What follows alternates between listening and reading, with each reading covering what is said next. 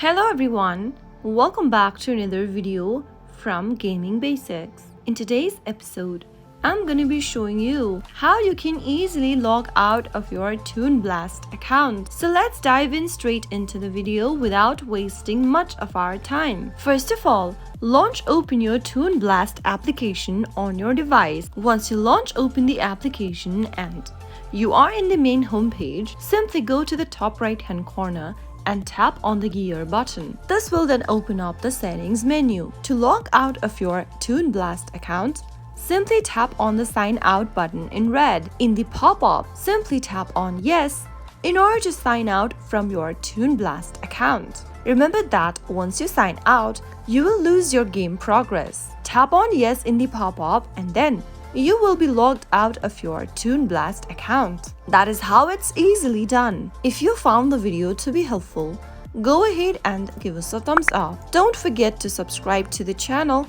by hitting the subscribe button. Also press the bell icon so that you'll never miss another upcoming upload from us. I'll see you soon in the next episode. Goodbye till then.